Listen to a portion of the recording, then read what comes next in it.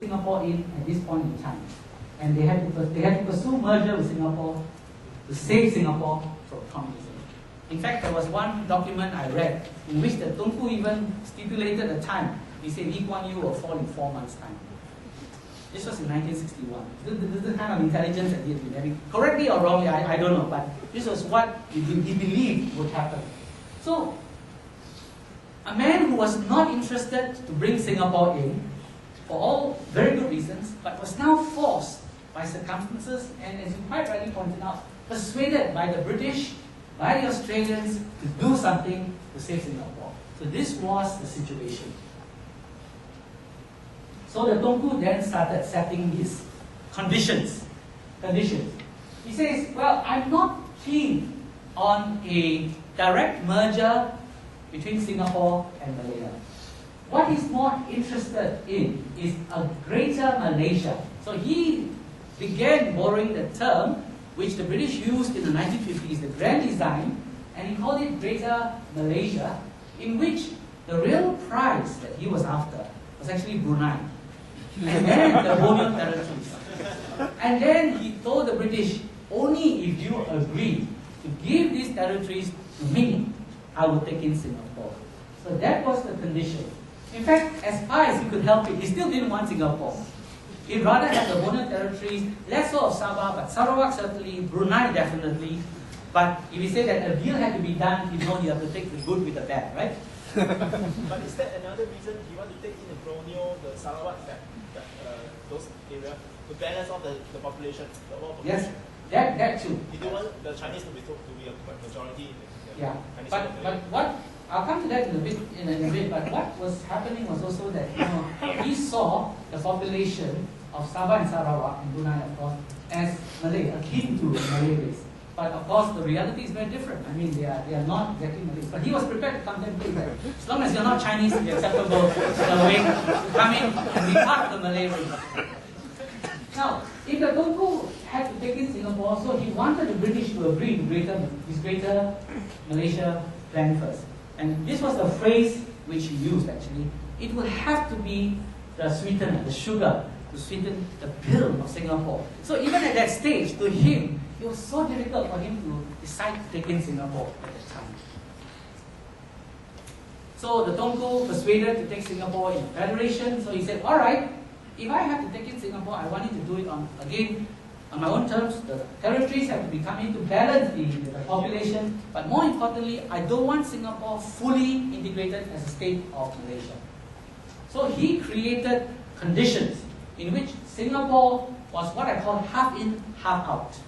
It would become part of Malaysia, but it would be given special status as a state within the federation.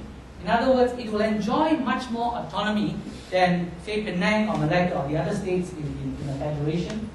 KL will, of course, deal with defense and internal security. Singapore will maintain control over some local functions, namely labor and education.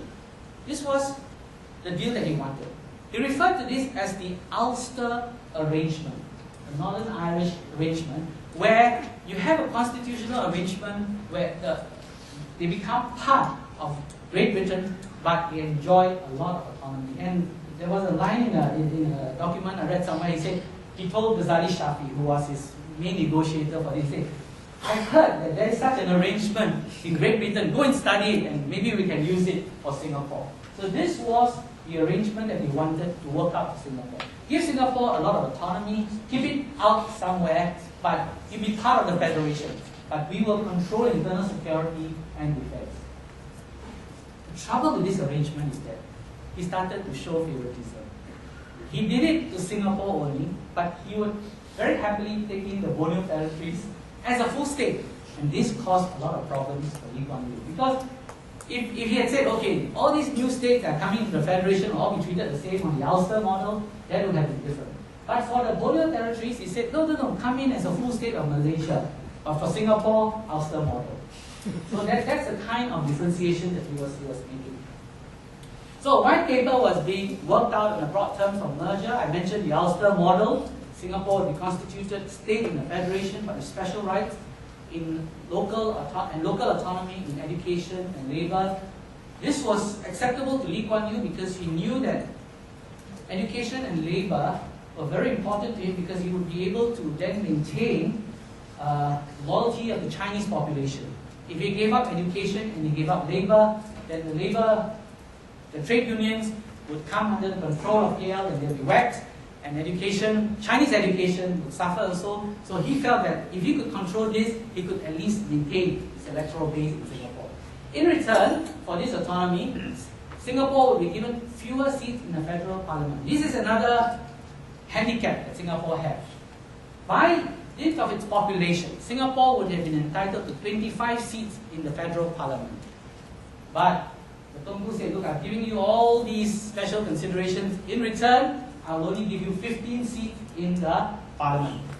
And this again would have crippled Singapore's presence in the centre. So this was the kind of deal that was being worked out. More fundamentally was the citizenship issue. This was a critical part of the deal. The Tunku said, we will take Singapore in to the Federation, but you will not enjoy same citizenship as all others in the Federation. There will be two forms of citizenship. He was prepared to give everybody who joined Malaysia Malaysian nationality. There's a difference. Malaysian nationality means you belong to the state of Malaysia. Externally, you are a member of a country. So you will carry a Malaysia passport when you are traveling outside, you'll be protected by the Malaysian embassies and so on. But while you are called a Malaysian national, you will be called a Singapore citizen. You will not be called a Malaysian citizen. The difference is that, of course, citizenship comes with rights. The right to vote, the right to work, the right to travel. And by differentiating two forms of citizenship, he was telling the Singapore government, he was telling Lee Kuan Yew that I hope that you'll be able to keep Singapore or Singaporean Singapore citizens within Singapore. So that you don't come and participate in the politics, you will not vote in the Federation. So that's one way in which he was trying to keep Singapore in. So this was the kind of negotiations that were taking place. And this citizenship issue was especially problematic because once you separate, you create two classes of citizenship.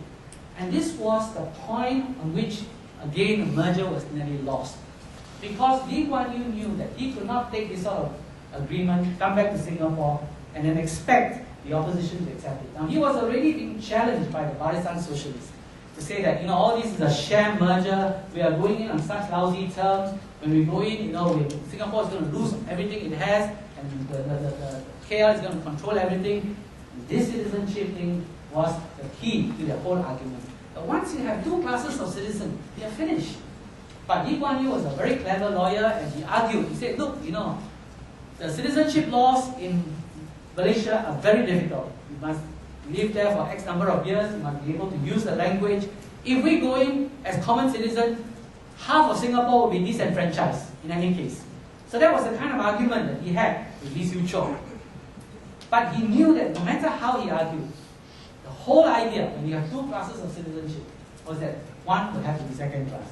So he persuaded the Tunku to change the nomenclature. Here the British played a role.